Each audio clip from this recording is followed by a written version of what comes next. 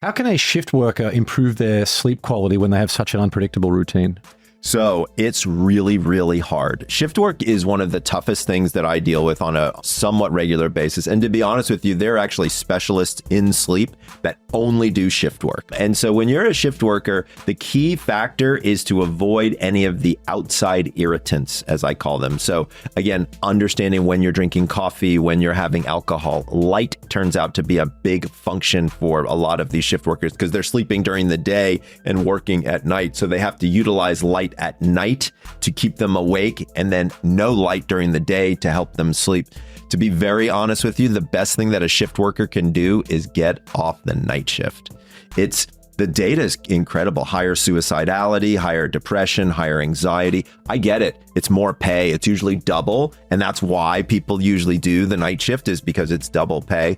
I will tell you though, if your chronotype is a wolf, like a night owl, it's actually not that bad. So one of the things that people always wonder, because I'm a night owl, is that why I got interested in sleep?